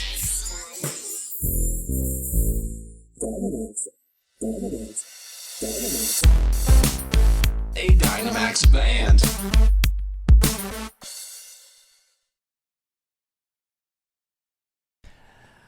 And we are back. All right, last part here. New details for Diamond and Pearl. The faithful remakes of Diamond and Pearl versions bring trainers back to Sinnoh, where they meet Professor Rowan, battle Team Rocket, explore Grand Underground. Team Rocket. Team Galactic, sorry. Yeah. I That's didn't. garbage. Okay. I didn't learn this until my YouTube comments. I thought it was Poketech, like technology. Poketch. Oh, Poketch. I didn't realize that the TCH was like the end of watch. 'Cause Yeah. it's Yeah. a watch. It's a watch. It's a Poketch. I thought it was tech, like Did technology. you not watch the anime? No, that was the worst version of What? the Diamond Pearl anime. I couldn't get past the theme song. With Piplup? Piplup? No, Piplup is the best. Piplup's the best part of the Diamond and Pearl anime. I will give you that. And the season 1 rap is awful. Look, Season 2 It's gets better. 2021. You hit 30 seconds forward Yeah, on the skip. remote You go control. skip intro. You don't have nothing to hear. The Diamond Pearl anime also has the worst animation. It is the clunkiest. Yeah. You are just the Well- connoisseur of all things visual arts, I aren't will you, say sir? this. The art isn't worse.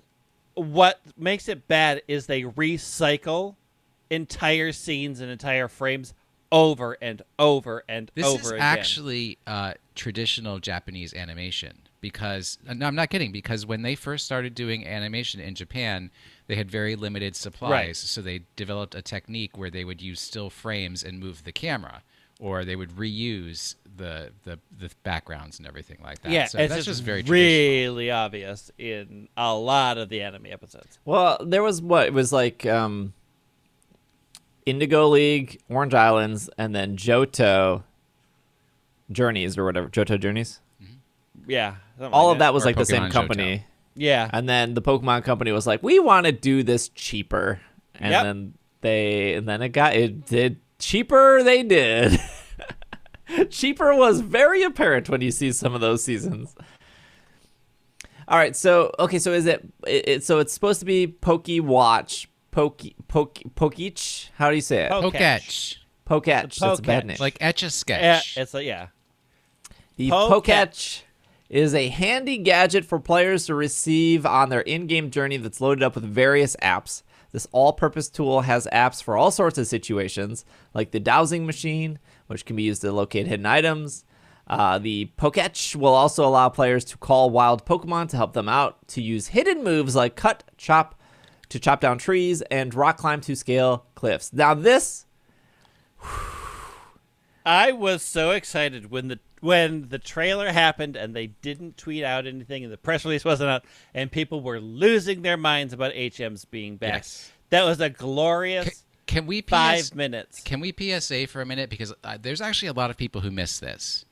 Yeah. That one, yes, HMs are back, but Yes. two, you do not have to Yeah. have them on a Yeah. Pokemon in your party. You use the Poketch to call the HM. Watch the video. You use the Poketch to call the HM. One of the local Pokemon runs over and does it for you. This is like fine. The reason that HMs were ever a thing was to gate content, to prevent you from going somewhere you're Keep not it supposed from to being go. an open Yeah. world game, yeah. And in Let's Go Pikachu, Let's Go Eevee, they were like, well, we have to prevent players from getting over here because they're not ready to be over here. And they did the thing where like Pikachu can cut, Pikachu can surf, Pikachu can fly, Pikachu can, I don't know what the other one was. Swim. Flash. And I thought that they handled that great. Like if you have not played Diamond and Pearl, there's this giant mountain called Mount Cornet. And in order to get to the Elite Four and to the end of the game, you have to, you go through Mount Cornet multiple times. Mount Cornet's in the middle of the map, so you have to cross through it, and you have to do A lot. a lot, and it's very annoying.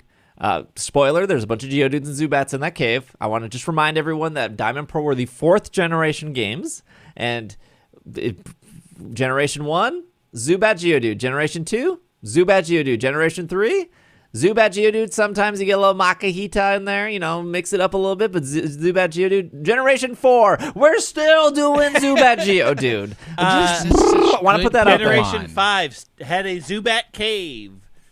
Or is that 6? Which one had actual Zubat cave? I think that was Black 2, White 2. No, I think No, X it was and Y had a X and Zubat. Y. Yeah, X and Y. Like, look, caves are bad. They're just full of Zubats. No, Chargestone Cave and Twist Mountain are fantastic. Yeah, they're pretty good. And so the problem with Diamond and Pearl was through these 4 generations, they kept adding more HMs. This one added Rock Climb and a Defog. Defog. And I think that was it. So Is we're that up like to a French nobleman? With The Count de Fog. So in order look to at the get to phone. the Elite Four, you needed Strength. Yep. You needed Surf. You Yep. needed Waterfall. Yep. You needed Flash. Yep. We're up to 4. You needed Rock Climb. Yep. You needed Cut. Yep. You needed Rock Smash, I believe. Which is not technically an HM, but you needed it. I don't remember. I thought that was optional. I think it was that one optional, but there was optional. like But items there was hidden. stuff behind it. Yeah. You needed Whirlpool. No.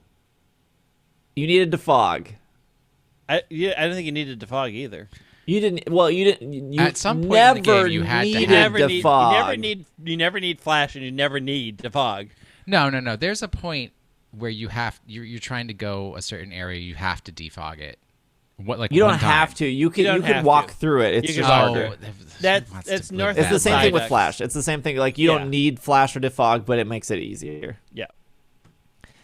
So, anyways, the point is that you need realistically at least At six. least 6.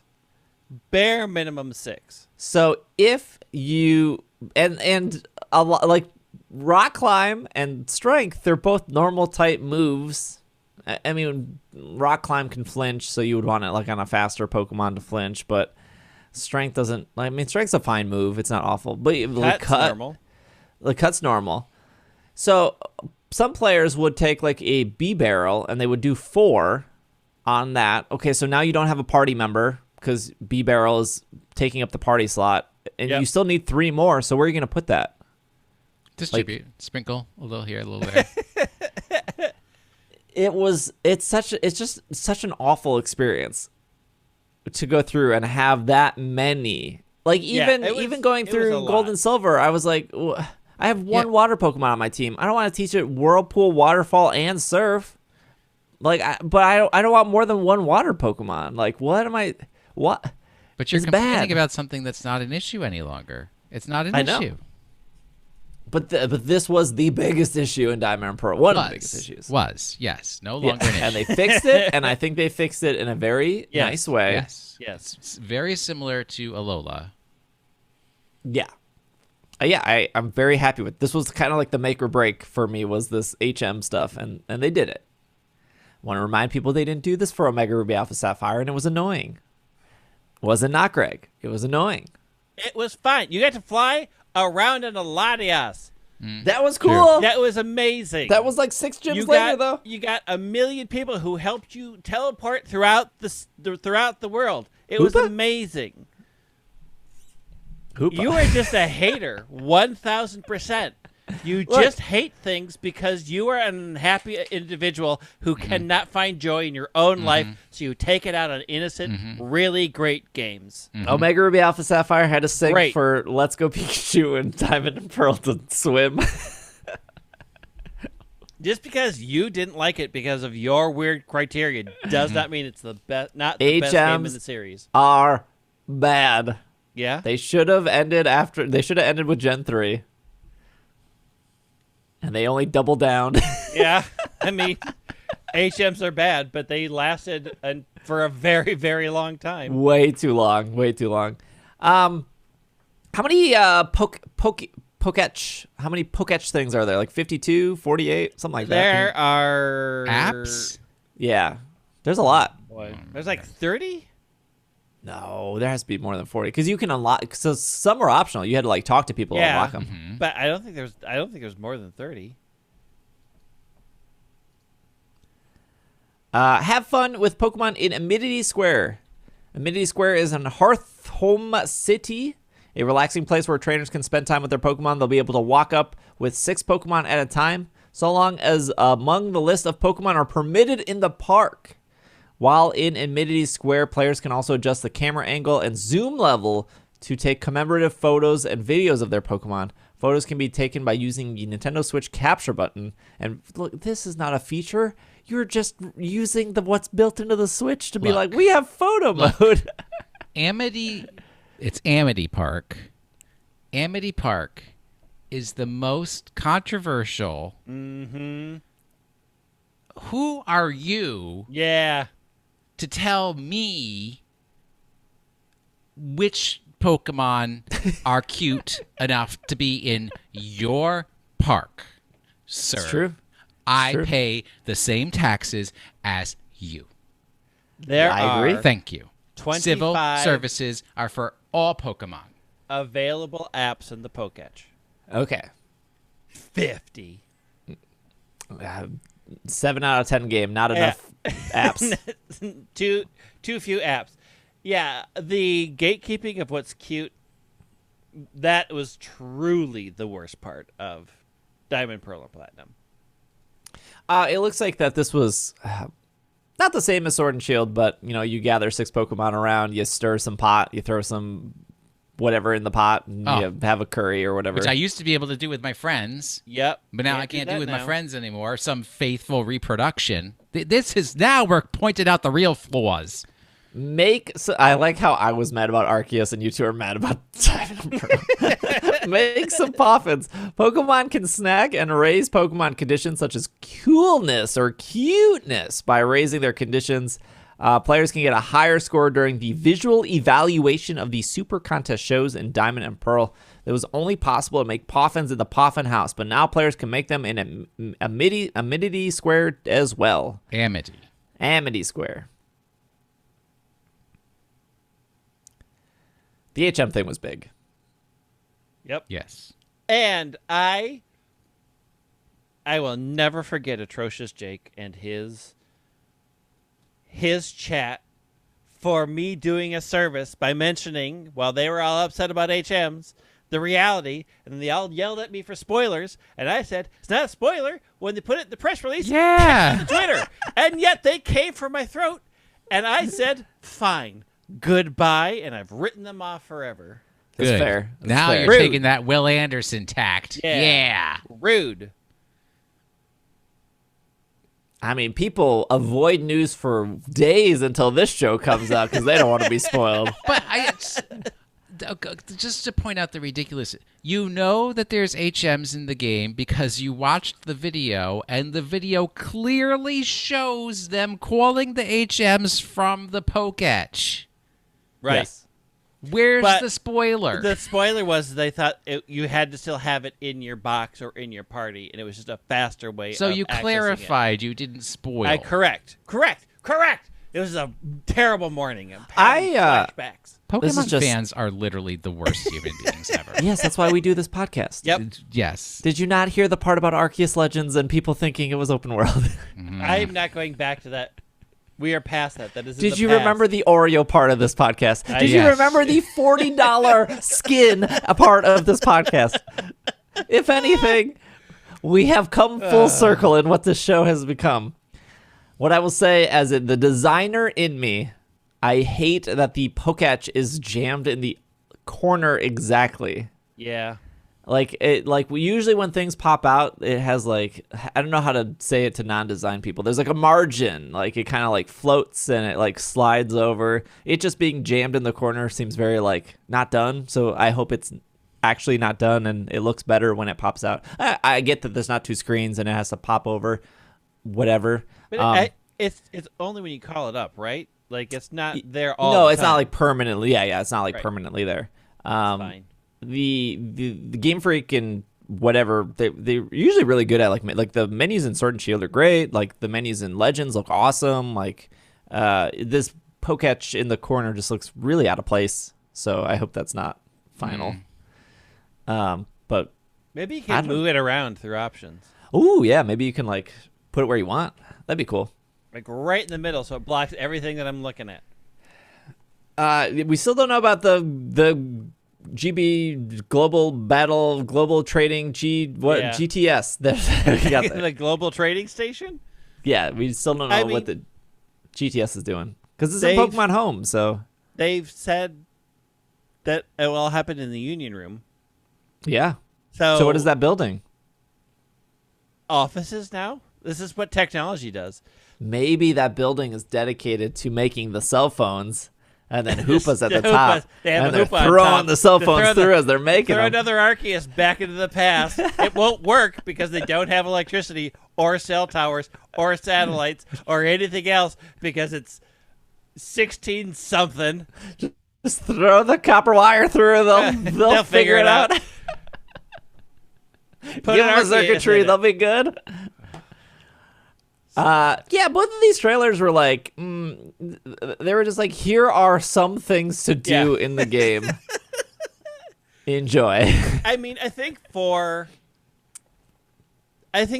did what they needed to do. Like, answered the question about HMs, did some more things about the world, which, you know. I mean, they did answer the question about the square. We did ask that, like, what is the square doing if, you know. Like, I feel like they are clarifying that the faithful is what we said about was just like a descriptor and not like a step-by-step remake of Diamond and Pearl. Like, I think they needed to show, like, yes, we have changed things ahead of the game and be prepared that HMs are different and Amity Square is different and it's not the exact same game that you played in the past. And I think that was important for them to show. And I think for the Arceus trailer, it was, hey, you have customizations, and there are more Pokemon that we haven't told you about. And I think both were excellent at creating a level of excitement for upcoming products.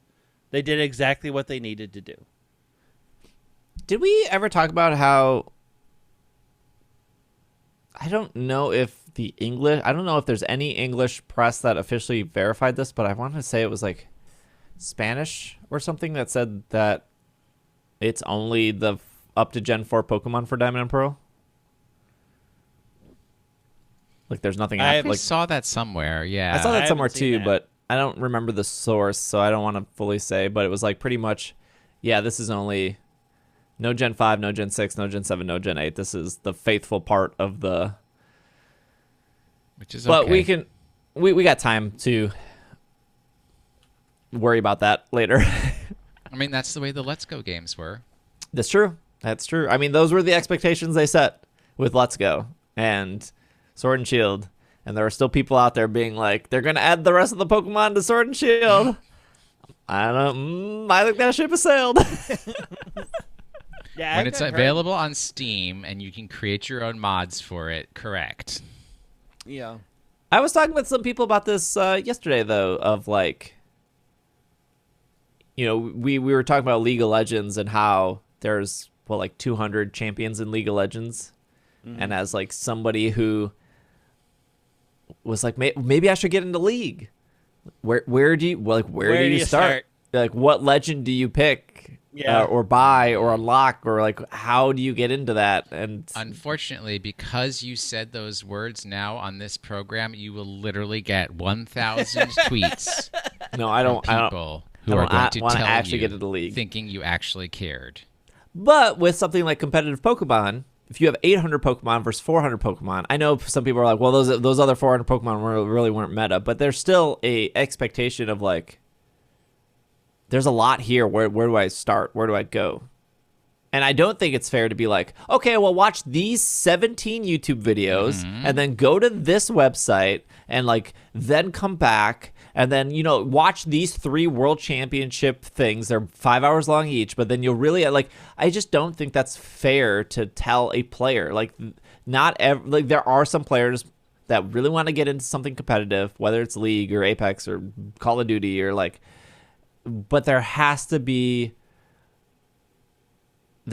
something in game where it's easy and it's accessible and you can start somewhere, because ain't no one want to do 20 hours of homework before they want to decide if they want to do something or not. Like, I want to play Apex. If I love it, then I'll get into the YouTube videos, Isn't that the best description of video games in this day and age? It's like, you have to do homework in order to be able to enjoy a video game. It used to be, you got a Pokemon game, it had like maybe a 20-page manual, sure, but there were a lot of pictures.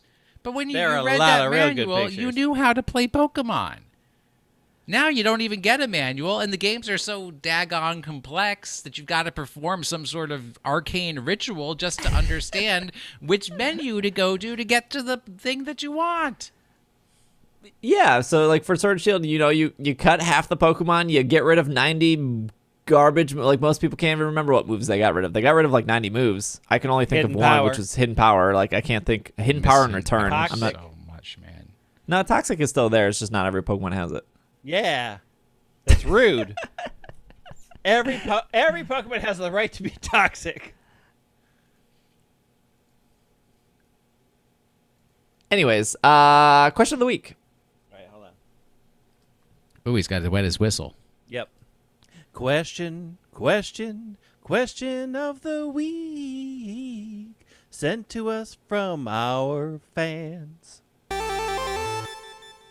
This is from Chris. Oh, I don't watch enough Friends to answer Matt's question.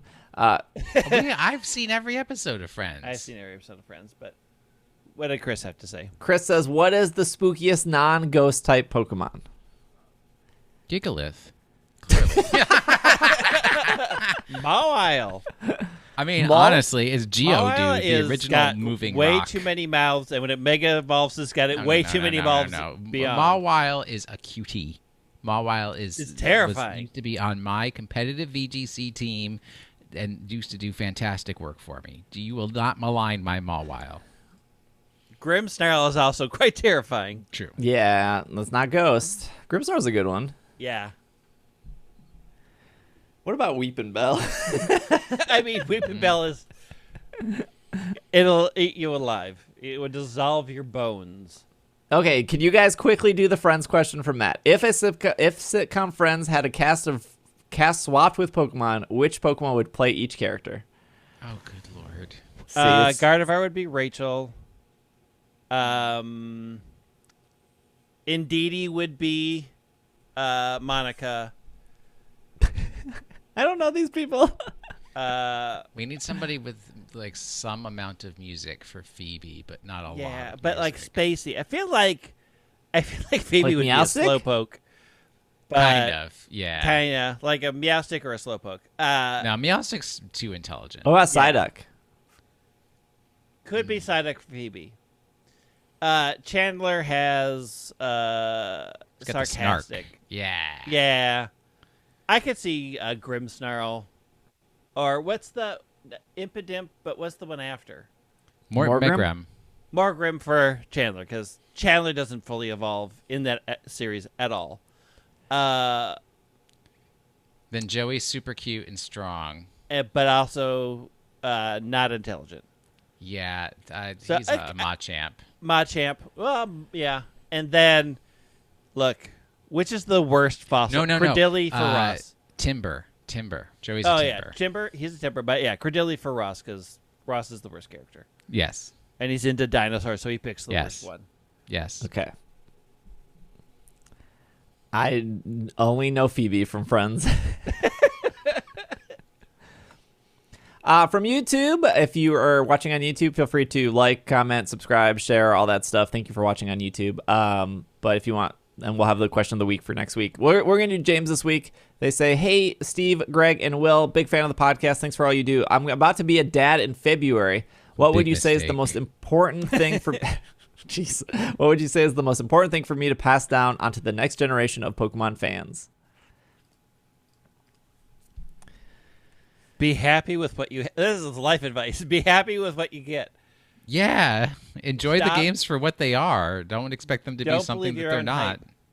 hype. I will say this for most parents who want their kids to like what They like. they like.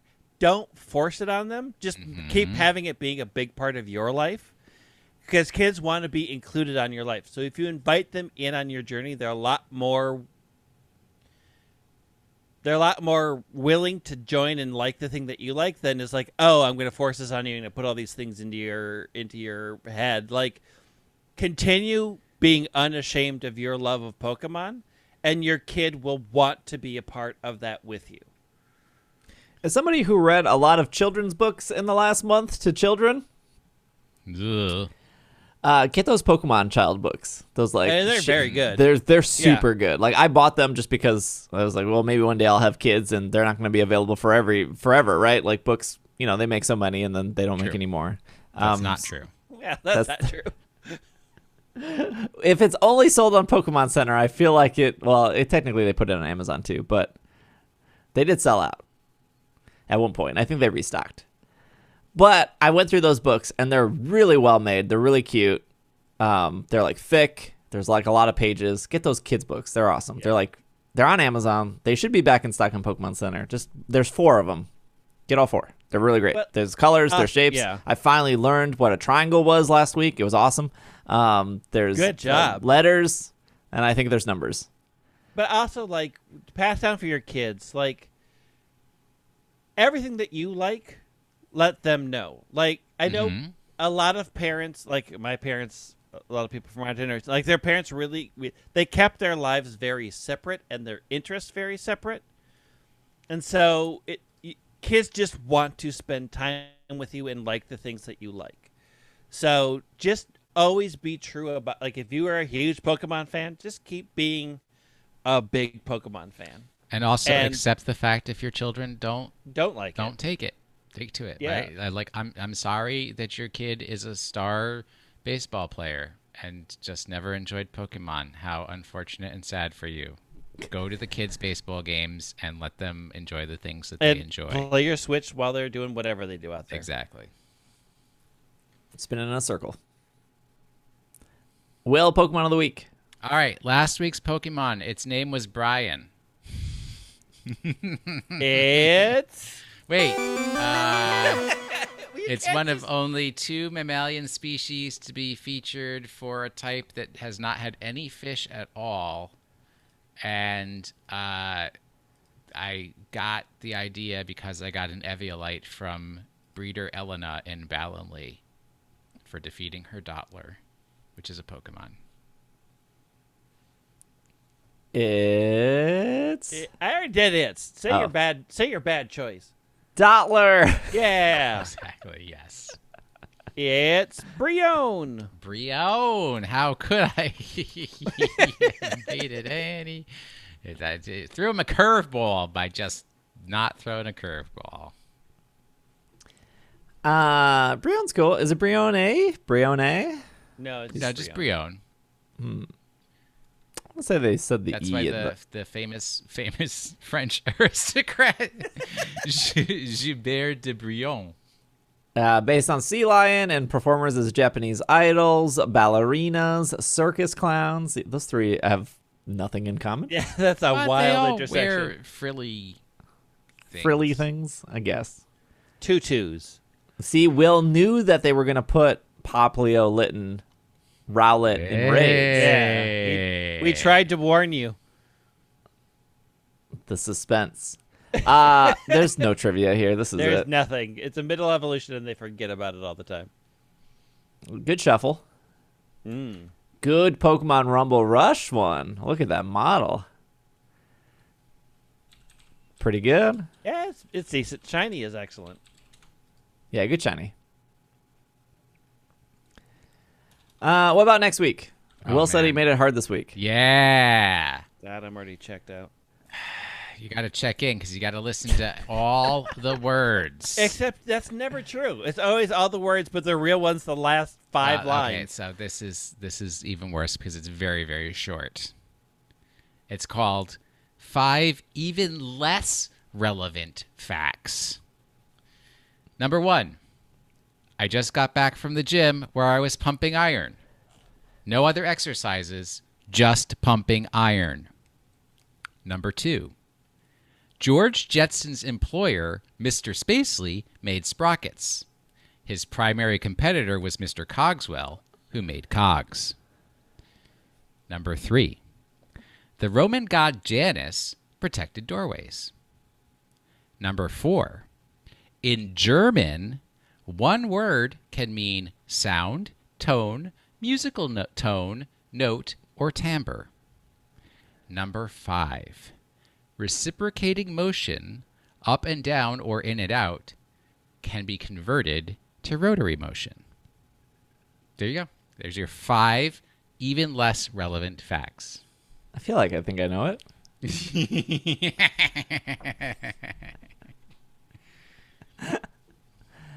All right. We'll be back next week. Thank you for listening. If you want to help out the show and you listen on Apple Podcasts, feel free to leave us a review on Apple Podcasts. Thank you to anyone who did. If you need something to watch on Twitch, well, I am taking some time off Twitch, but we're still doing Unite. We're still doing Ribbon Quest. We're still doing, we'll probably get a team together for the Spooky Cup coming up. So got some things to do for Sword and Shield and all that stuff. But twitch.tv/PKMNcast, Instagram, TikTok, YouTube, Twitter, all the same, PKMNcast. Promo code, if we said one this episode, PKMNcast, probably, almost always. Otherwise, Will is at Washing the Sink. Greg is at White Wing. I am at Dragging a Lake. Thank you so much for listening. And we will see you guys next week. This has been another episode of the Pokemon Podcast, and we are... Super effective. Super cell phones did not exist in Would the you stop? 1600s. I can show you a plaque. No, that's falsified No, records. it's a national historic record. It isn't.